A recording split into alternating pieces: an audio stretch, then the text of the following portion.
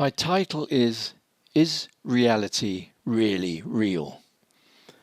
And the bad news is I'm not going to answer that question.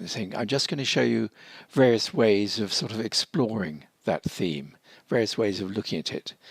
Because a lot of my ideas are based on the notion that the way you look at the world, your orientation, doesn't just mean that you have different interpretations of what you see. For example, in the present Ukraine-Russian war, show a picture of a bombed-out town in Ukraine, and someone in Russia who's used to the Russian media is likely to draw different conclusions from someone in the West from the same picture. I'm not just referring to that. I'm actually meaning that what you perceive is affected by your viewpoint. Now, what I really want to offer you is help with a question which is often put to anyone who is interested in magic, the occult, anything like that, which is, do you really believe in it? And that's a very natural thing for particularly a skeptic to ask. Very understandable. But I think it's not a fair question because the word believe is used in two different ways, and not many people seem to recognize that difference until it's pointed out. I illustrate it by saying, if I had a room full of mixed people, man in the street sort of people, and I said, hands up those who believe in fairies, not many people would put their hands up. It would be a minority. But if I said to the same group, how many people believe in equal rights for women? It may just be because I move in the right circles, but I would expect a lot of hands to go up. Despite the fact that the evidence that women have equal rights in the world is actually less than the evidence for the existence of fairies. So what I was suggesting is that we use the word believe and believe in two different ways. Typically in scientific and religious cultures, you don't believe in something unless it has, as it were, earned the right to be believed. In a religious culture, that might be a question of the voice of authority telling you, do fairies occur in the Bible? No, they don't. Has the Pope talked about the existence of fairies? No. So that's good reason in a religious way not to believe in fairies. In scientific terms, the equivalent is, do fairies fit the scientific worldview? And even more so, is there reliable scientific evidence under controlled conditions of fairies manifesting themselves? And the answer is not, and therefore the person doesn't believe in fairies. But in magical and artistic cultures, belief has a different feel to it. You go to a Shakespeare play, say, and stepping into that theatre is a sort of commitment of belief in what you're going to see. You don't act like the skeptic who says, this is a load of rubbish, those people are just actors, this isn't really Imperial Rome, this is just a platform, and the whole thing is historically inaccurate, therefore it's absolute rubbish, I won't put up with it. Instead, you go along with it. You give it a sort of a gift of believing in it, and you can have a great experience, even a life-changing one. And similarly, with something like the tarot pack, you may have been told that the tarot pack was no sign of the tarot pack before the Middle Ages, and then it began as a gambling game.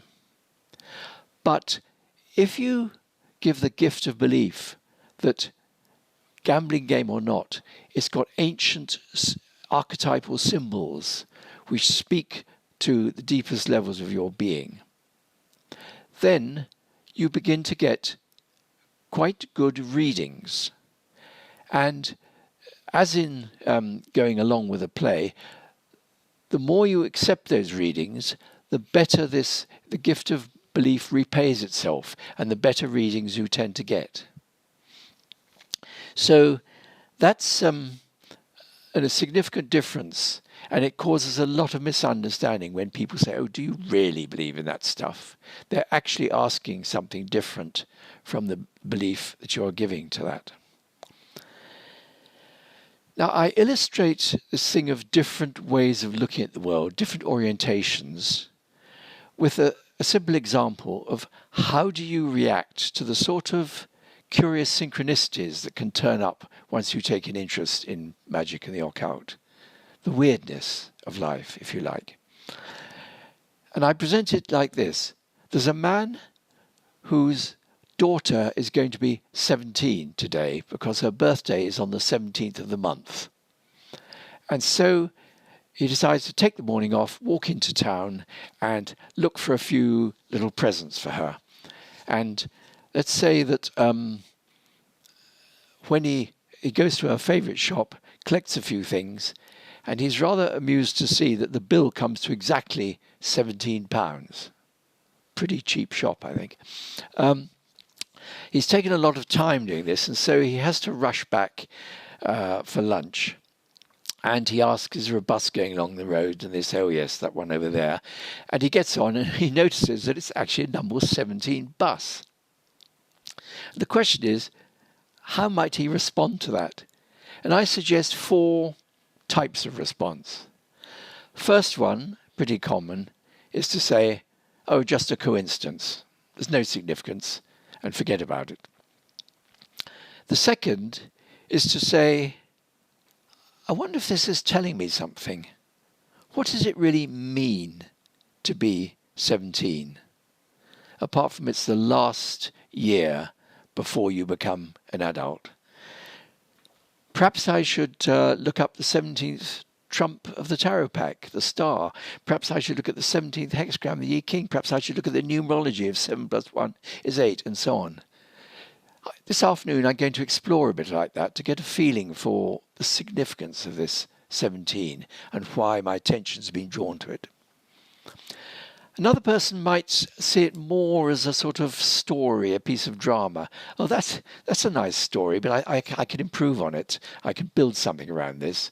I'll make a ceremony out of her birthday party tonight. I'll make sure the cake has got. I'll place 17 candles very deliberately, and play "She Was Just 17," the Beatles number, and things like that, and sort of play it up, and then I'll tell them about these 17s that cropped up today. Just make it something interesting.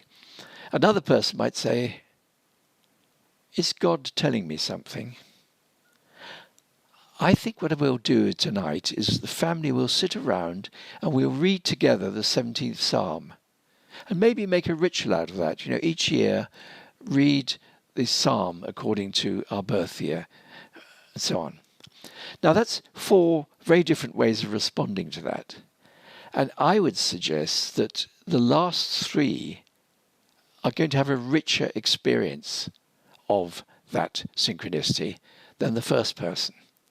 I'm not saying anything magnificent. You won't win an Oscar or a drama award for arranging a little birthday party and dolling it up a bit. And the person who looks at the tarot and all that probably doesn't find the secrets of the universe, but you would have to be pretty stupid to get nothing out of an afternoon of reading and meditating like that.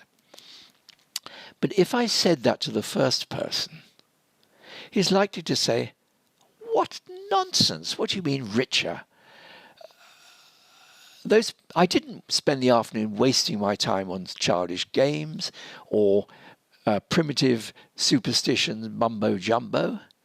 Instead, I went back to work and earned enough money to buy my daughter a laptop." That person is not seeing he's just choosing one of four different ways of looking at things. He's actually saying his is the only way which was any use or any good.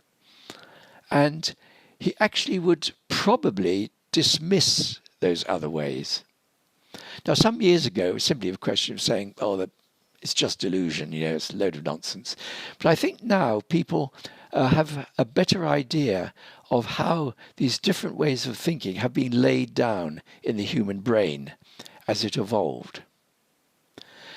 Take magical thinking, the idea that one is sort of connected to a wholeness, a meaningful wholeness, and that an understanding of that means you can do things which are impossible.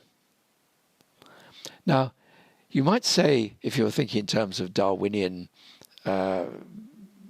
selection, natural selection, well, surely that would be a bad thing, wouldn't it? Because if you think you do impossible things, you probably end up dead most times. But instead, nowadays, they tend to look at it in terms of social Darwinism. And they might put it like this. Imagine two tribes or two related species of hominids, and one of them includes people who have this magical idea that they can do the impossible. Now, a few of them might die because of that, but just think of the dynamism that gives to that tribe or that species. Whereas the others would sort of sit and safely do what they know works and all that. The other would go out and they'd be the ones who discover new territory, new things to do, new ways of doing things and all that. And so, at a very primitive level, our brains evolved to suffer this delusion of magical thinking. And then they would say something similar about the whole idea of beauty and art and this quest for beauty. They'd say, well, again, individual people may have died because of their passionate love for someone or other or something. But if you think of the dynamism that gives to the human sexual reproductive nature, people would cross a desert for the one they love and so on and so forth. And again, you can see how that has given us humanity, a survival, Homo sapiens, a survival advantage over less driven species. And of course, the famous example would be religion. How utterly stupid for someone to give their life for some non-existent deity or whatever, or some cult or creed. But it's that sort of passion that wins wars and conquers other tribes. And so in that sort of way, they would justify that although these other ways of thinking are really very primitive and stupid, they played their role in the evolution and they helped us to become what we are now. Now, the thing that strikes me about, and then the end point, of course, the end point is, but now we know the truth, that the world is a materialist world that can be reduced to objects and actions, nouns and verbs, and you can test things, solid things. You don't need all this mumbo jumbo. The world lends itself for experimental test and building of scientific theories on that. Now, the thing that strikes me as a bit weird about that idea of the evolving brain is that surely that idea of a solid world of movable objects is not the most sophisticated thing. Surely it's the most primitive view we could have of the world. After all, my cat is a materialist in that sense.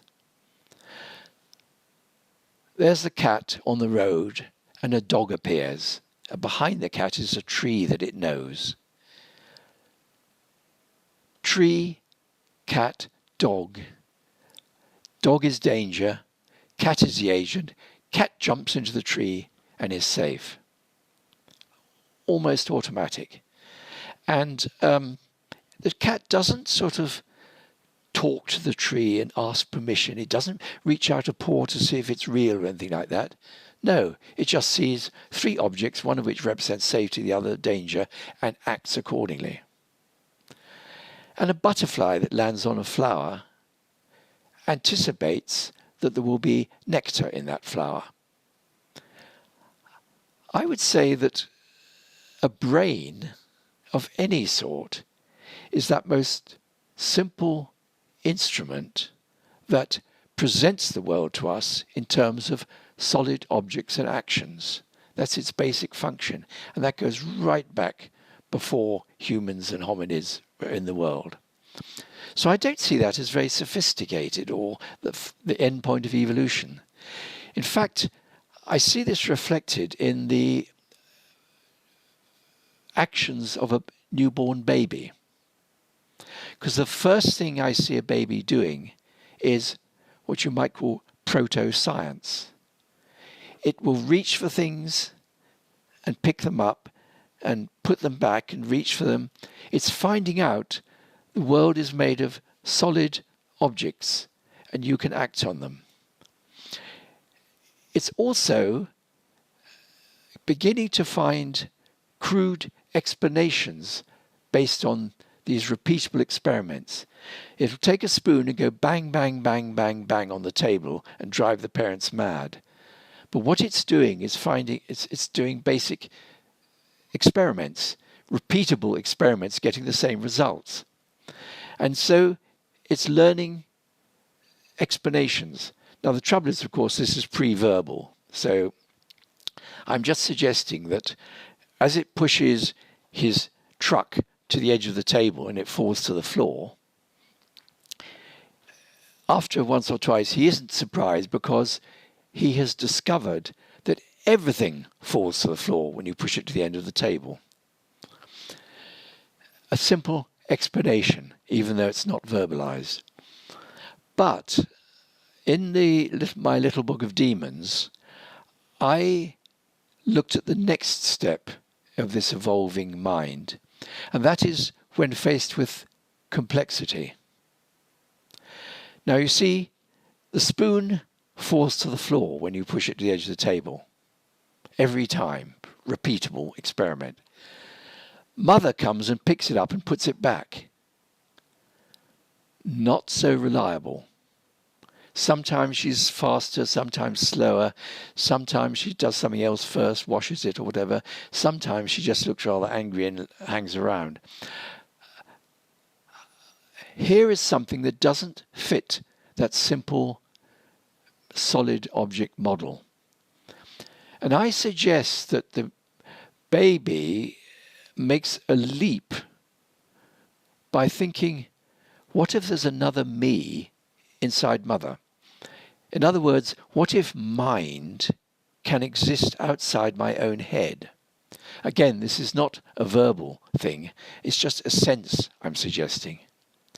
Because although this isn't like proto-science, it doesn't explain, you can't now predict exactly what mother's going to do, but you can begin to understand better. And that understanding can extend to, maybe there's a mind in my dog, maybe there's a mind in the weather. I wonder how a tree feels if I hug it, and so on. And you have advanced towards magical thinking. The baby has.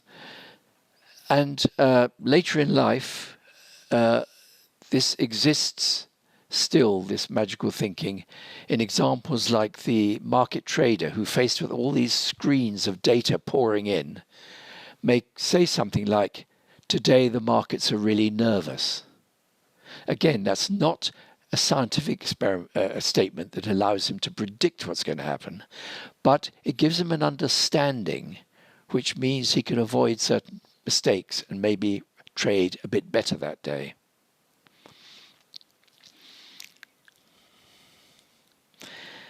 So that is why I find the idea that that one way of thinking, the sort of materialist, rationalist way, is so superior. I'll argue that it's not inferior. It's actually very important, because that cat leaping into the tree may have saved its life. The brain has very good reasons for giving us this simple view of the world, and it has helped our survival more than any of the other ways, I'd suggest. But it is not the only way of looking at the world. Because all of us, we may think we're in this rigid world, but actually we're in a virtual reality. We're living in a virtual reality, each one of us. Now, I know in Words Made Flesh I argue that on one level, for a universal level. Now I'm presenting this in a much more immediate way. See, someone says to me, oh, I was watching Lionel Snell talking about reality last night. And I would say, no, you weren't. Because last night Lionel Snell was binging on Netflix. He wasn't talking about reality at all. And he was in Cape Town. I don't know where you were, but you weren't there. I think what you mean is that last night you were looking at a sheet of glass behind which coloured pixels were moving in a way that looked like the face of Lionel Snell, and that the air was being vibrated in a way that sounded like the voice of Lionel Snell. And that's what you actually experienced. And the person might say, yeah, I suppose so, but you can't deny I really was sitting at a computer and I could touch that screen and, you know, I really was there. I was actually having that experience. And I would say you can't be absolutely sure, can you? And I might give the example of a stage hypnotist who calls someone up onto the stage and plays a trick on them, like picks up a bar of chocolate and says, hello, oh yes, he's here, and goes over to the guy and says, your brother wants to speak to you on the telephone. And so the man sits on the edge of the stage talking into a bar of chocolate happily because he thinks he's talking to his brother on the telephone. Now, you see, he's experiencing something and really believes he's talking to his brother on the telephone when he isn't, as far as the rest of us are concerned. So how could that happen? What's gone wrong with that brain which tells us the truth about the world? And the question is, to what extent is the brain a reflector of the reality? To what extent is it a creator of the reality? Now, the answer to that, the sort of simple answer to that, is the person who thumps the table and says, look, this is what I call real. None of this virtual reality nonsense. I can see it, I can feel it, I can knock on it. That's reality. Now, what does that person experience? When he hits his fist on the table, what actually happens is that nerve endings on his fist send electrical impulses along his arm and up the nerve channel into the brain. At the same time, optical signals from his eyes, electric signals from his eyes in response to the optical information coming in, sends another set of electrical symbols into the brain. And as he hears it thump in perfect timing, the electrical signals from the ears go into the brain. So he's actually receiving just electrical symbols from several different sources. And the brain formulates those signals into an experience of him thumping the table with his hand, seeing it thump, hearing it thump, and feeling it thump. It's a virtual reality created in the brain. And what goes wrong with a man talking to his bar of chocolate is that the brain is forming a false image. Now, it might seem weird, surely, if these impulses are coming through the senses, how could it form a false image? Well, the answer is that the brain actually doesn't build its picture just from what comes in. It actually anticipates by building the picture on what it expects. So that the reason it does that is for sheer speed. If an object was flying towards you, a rock about to hit your head, and if all you did was see it coming and then translate it into brain signals or that sort of thing, it would probably have hit your head in that fraction of a second before you could duck out of the way. In fact, the body reacts much faster because the brain interprets what it expects to happen, and then it uses the sensory information in case there's any correction needed. And this actually is how high-definition television can be broadcast over a relatively narrow bandwidth, because it anticipates the next picture and it only has to feed in the information of what has changed between the two pictures and so on. So that in the case of the person holding a bar of chocolate and chatting into it, the brain has been led to believe, to expect something different. And so what would happen if it begins to break down? Now, I think if you left the guy, normally the hypnotist would know when he's got his laughs and now he'll dehypnotize the person and everyone laughs and they're happy. But I think that if he just left him talking, I don't think he would go on for 24 hours still talking to his brother on a bar of chocolate. Time would come when the brain begins to say there's something wrong here. And if something unexpected happens, like if the bar of chocolate begins to melt under the heat of the footlights, I think very quickly the brain would say something's wrong and he would sort of come round. That's just my speculation. To take the table thumper, if I went to great pains to make a very realistic table out of thin paper, wood grain paper, looking very solid and all that, and the man says, "This is what I call real," and he thumps it, and his fist goes right through it, I would expect a brief fraction of a second of being absolutely stunned, because his brain was anticipating that thump, the sound and the sight of it. Instead, crumple, crash, it goes right through. So there's a fraction of a second that man has experienced magic. And what does he do?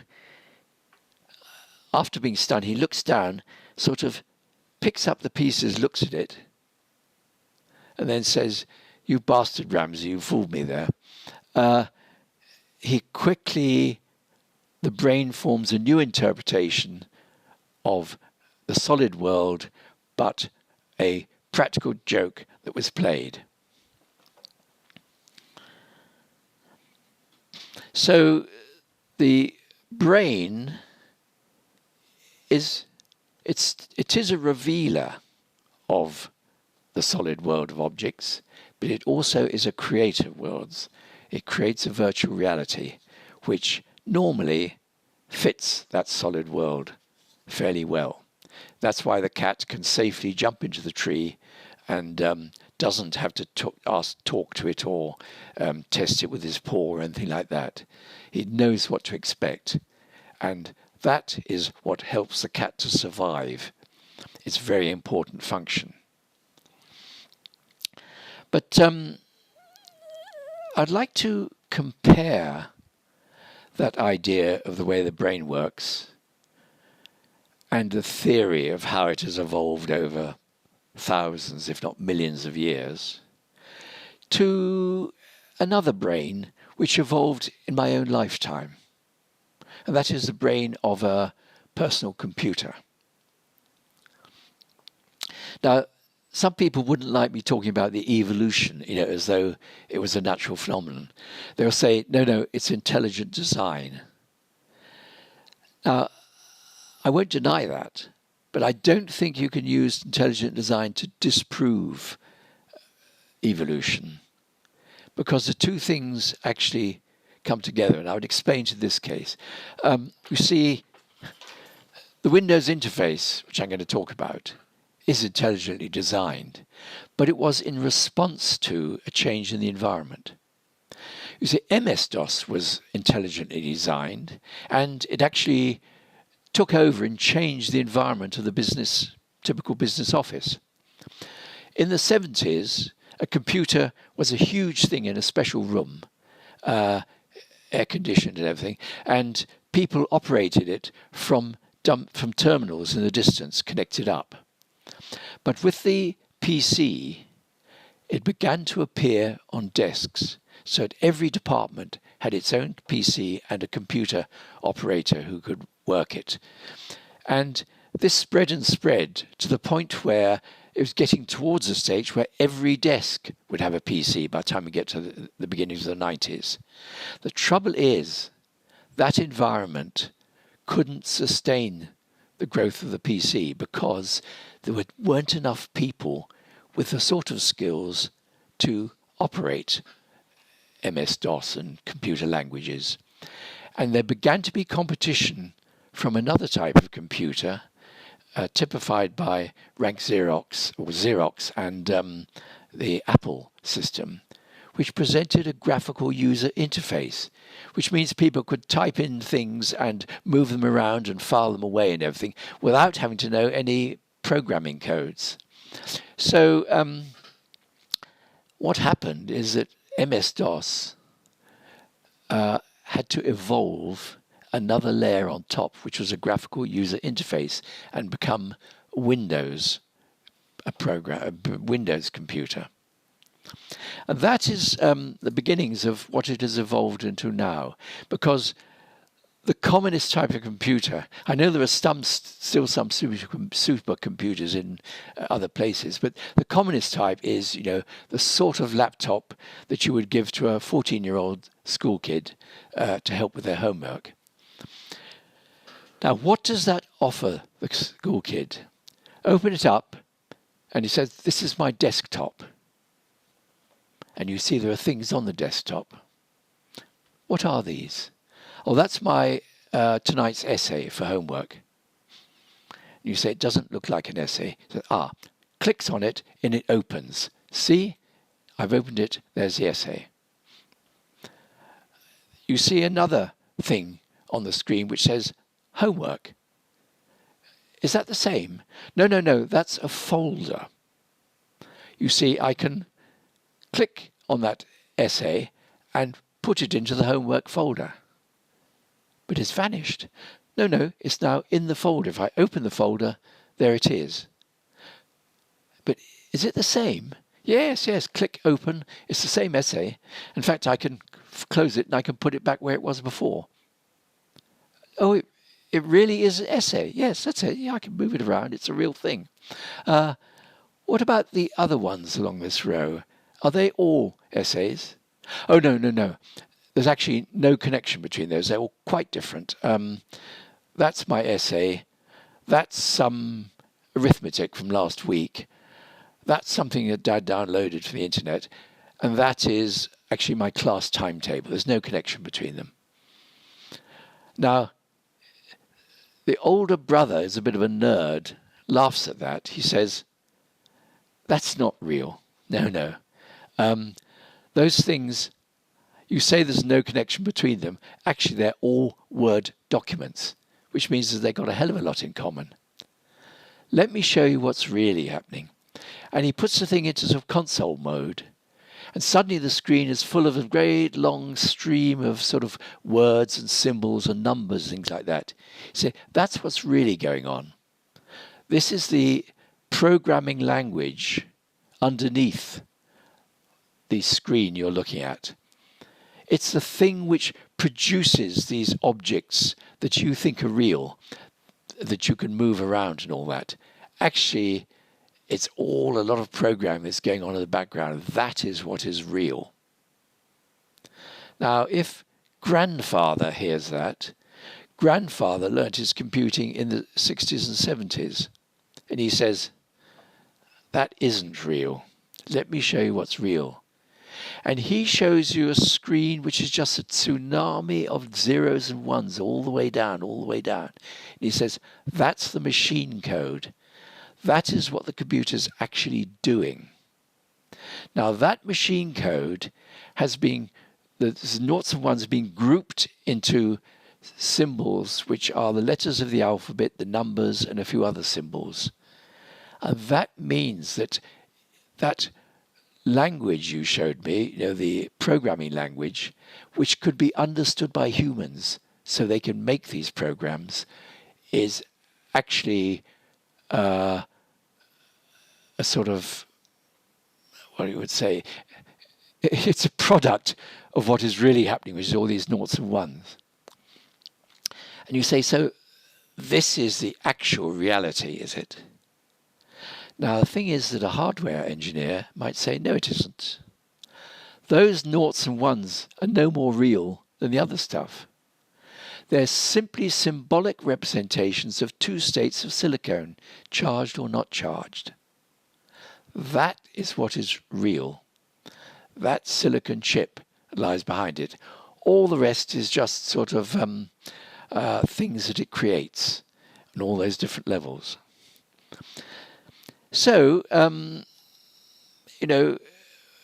each of those layers is real to the person who works in them. And it's that bottom layer of objects and actions, solid objects, that really is an essay. Those really are totally different files there. That is where the majority of young computer users spend most of their time. That is the real world on the computer screen. Now, it's interesting to me, we might say, what's this got to do with magic and that? Have we gone too far away from it?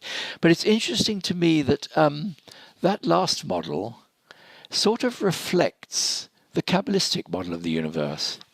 You see, there's the idea in the Cabalah that the tree of life appearing out of the unmanifest. And the unmanifest is sometimes shown as three veils of the unmanifest. Nothing, nothing is, and nothing is not. That's a rather nice sort of verbal trick for something coming out of nothing. Nothing. I've just said the word nothing. So nothing is. Now, as soon as I say nothing is, I've raised the possibility that nothing is not. But if nothing is not, then something is. Manifestation. It's even nicer in mathematical terms, numerical terms. Zero. Zero. How many dimensions is this zero? Is it a line with no length? Zero to the power of 1. Is it a three-dimensional empty space? 0 to the power of 3. Is it a multi-dimensional 0 to the power of 100? All those are just the same as 0. But if you look at x to the power of x, as it tends to 0, as x tends to 0, you find that 0 to the power of 0 is 1. It's as though nothingness, when it's not allowed to have any direction, when it collapses into its own nothingness, turns into 1. Manifestation. And so, from that, those three layers of the unmanifest, comes one kether, the first sphere of the tree of life. Now, according to the tradition, I described it once as like if you cut a slit in nothingness, out tumbles manifestation. This is like a thing that was described in George Spencer Brown's book, The Laws of Form, where a split is the beginning of manifestation. And out of that tumbles the 10 spheres of the tree of life, which are the 10 digits we count by. And also there are 22 connecting paths, which are the 22 letters of the Hebrew alphabet. In other words, all language, meaning, all the things at that programming layer tumble out once you've got naught and one. And the other thing about the tree of life is that last Sephiroth, 10, Malkuth, is, they describe it as fallen into another layer of manifestation, which is the material world. So that what you have is the unmanifest, giving birth, which is nothing, and then you get naught and one. You get the machine code layer, if you like, and out of that tumbles the possibility of all numbers, all symbols, words, programming language, language in general. And then out of that is precipitated that material world we experience. Now, the interest to me in that model is that we can look back at those four people and their experience of the world. The man who says there's no significance, there's no connection between those numbers, it's nothing. It's like someone who's working on the desktop of his laptop. And he's moving objects around and testing them, and you can put it in the folder, you can take it out again, you can do this, that, and the other. And he looks at those four files, the essay, the arithmetic, something from the internet, and the class, and says there's no connection between them. Just as he would say, look, there's no connection between the year, the age of someone, the day of the month, the number on a bus, and how much a bill comes to. Not connected at all. Whereas someone at the sort of programming level or anticipating that level would say, but they are connected. This morning they were, because they were all the same number, 17. I want to know what 17's about.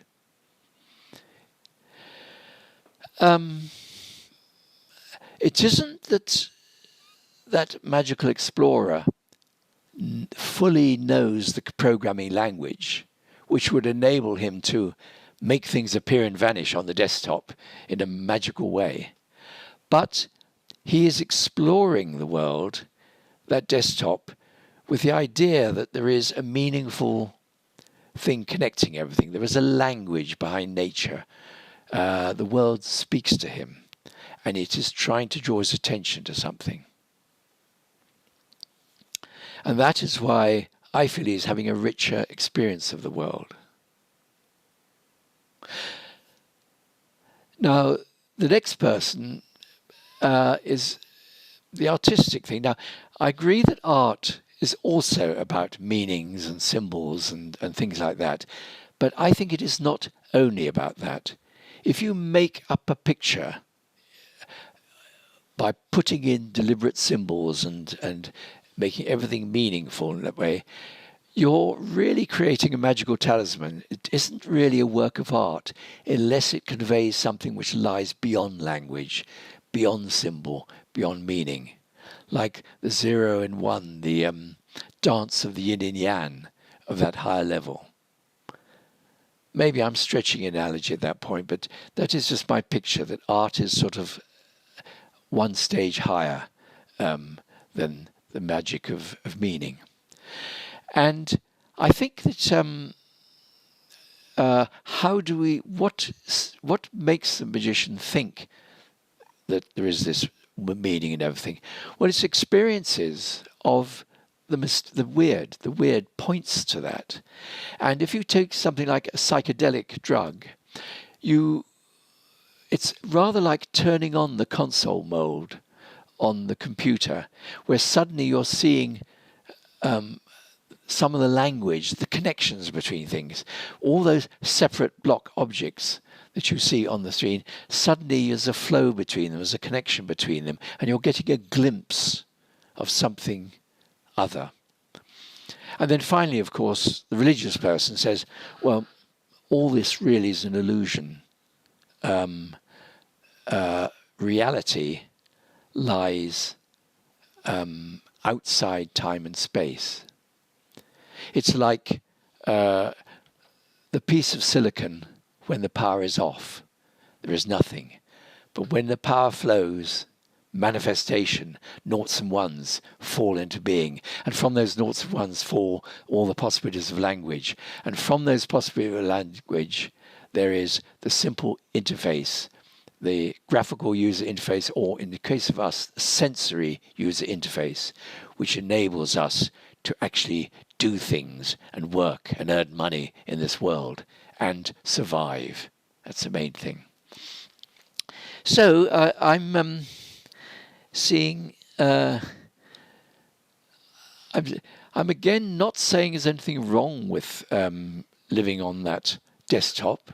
In fact, as the man said, you know, forgetting about all this weird stuff, he can go and earn money.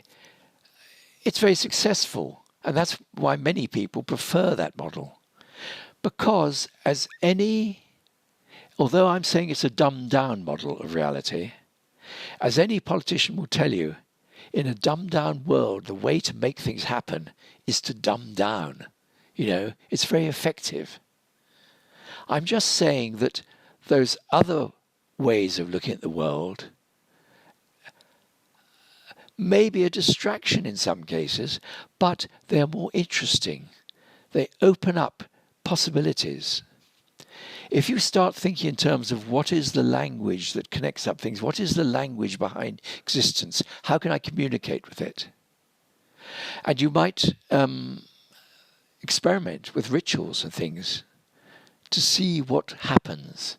You might look for those connections, or you might go to grimoires, which is an old word for grammars, which give you the language to learn some words of power that might actually make things happen. It's the beginning of a journey, a magical journey of discovery, and so on.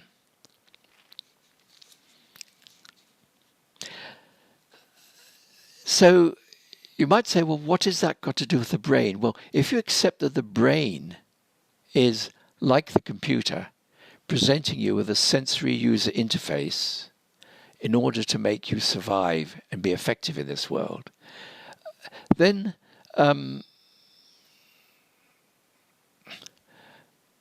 it raises the same sort of questions. You see, something which might seem ludicrous to a person living in that, on the desktop, if you like, the world of solid objects and actions. Imagine a young man madly in love, and he's having woman troubles. He finds he's always falling in love with the wrong person, or someone he madly loves, he's always ending up having rows with, or whatever. And if he's a pagan, he might actually decide that he's going to sit at the light of the full moon, burn incense, light candles, meditate on the moon, and talk to it in order to try to improve his connection with the feminine. Now, that's the sort of thing which will be laughed out of court by a skeptical materialist who would say, what's the connection? You know, the moon, it's a planet, it's a satellite of Earth, millions of miles away. It's just a dirty great lump of rock. And women, well, your experience of women, you know, they're all around you. What the hell have they got to do with a piece of rock millions of miles away?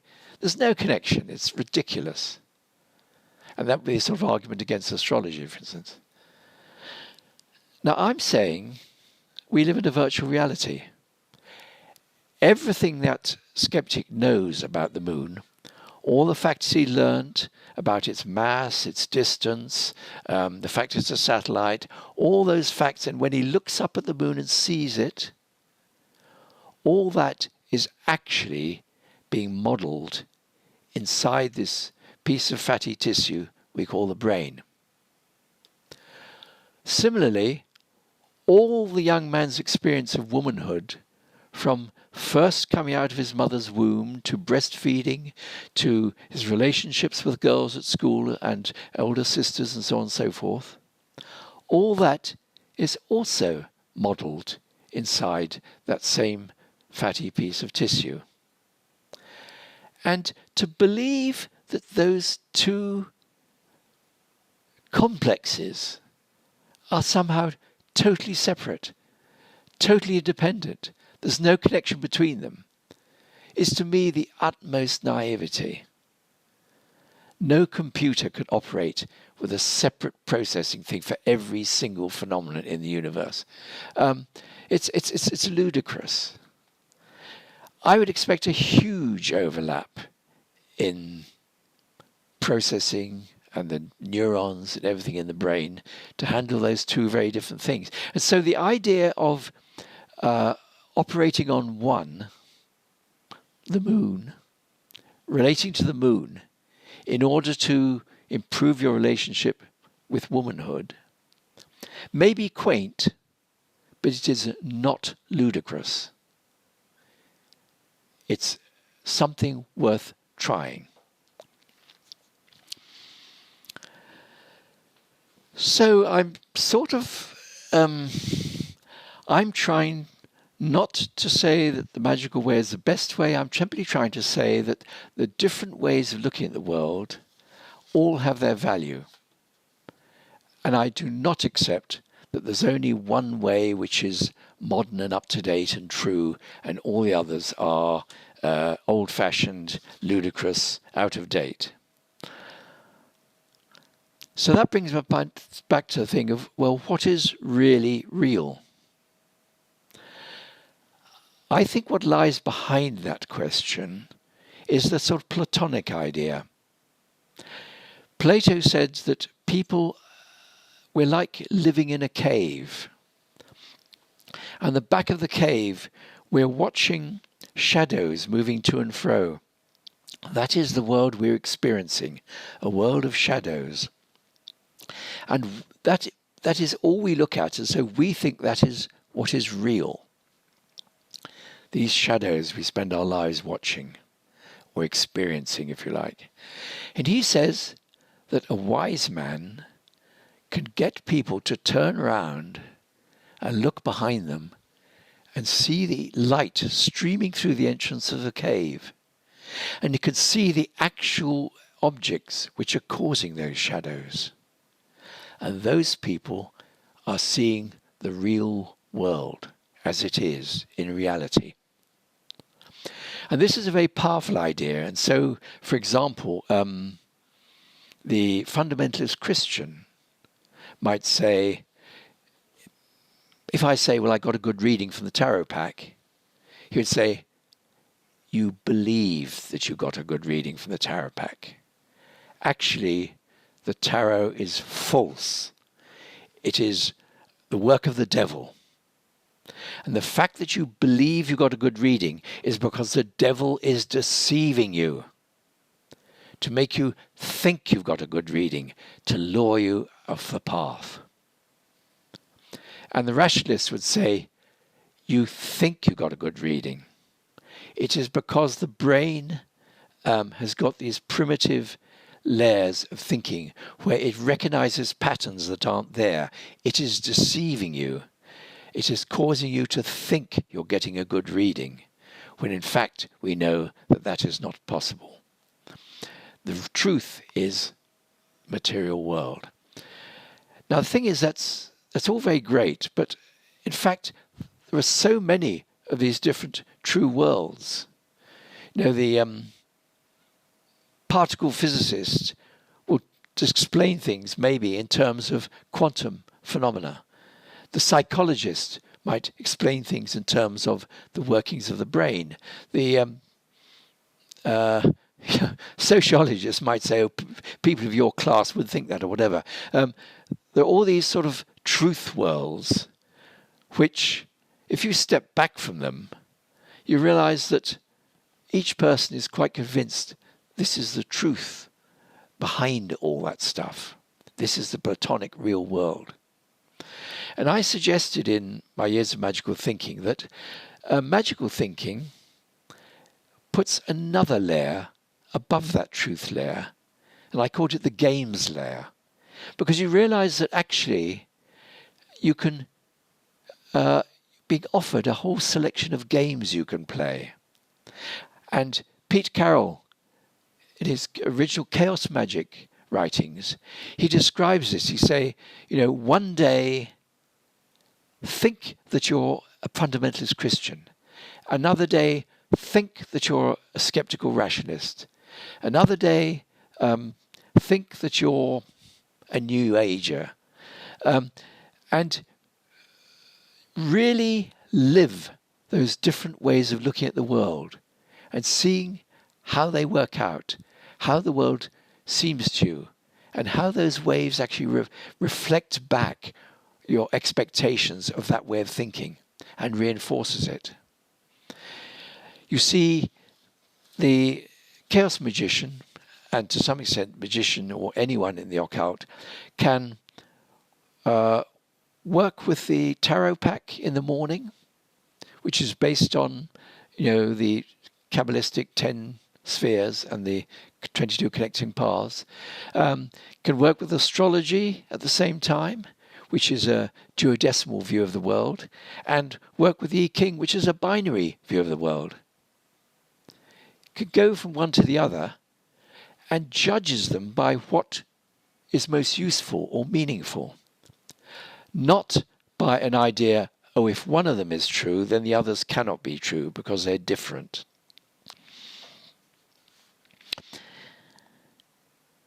So I'm suggesting that these four ways, these four different people and how they respond to the world, are actually offering interesting alternatives. And that rather than trying to say, well, which is the one which is correct, I'm saying, which works best for you? Which works best here and now? Try them out. I'm suggesting that truth may not be like these little experiences of your life, may not be like pieces of a jigsaw puzzle, which can only be put together in one way, a single answer. They may be more like Lego pieces, like my previous talks, my previous ideas, that can be put together in different ways, creatively. And the question is, which is the model you want to make today? What is the thing you want to play today? So really it's the opposition, the alternative of, are we struggling to find if reality is really real, or are we living our lives creatively and exploring?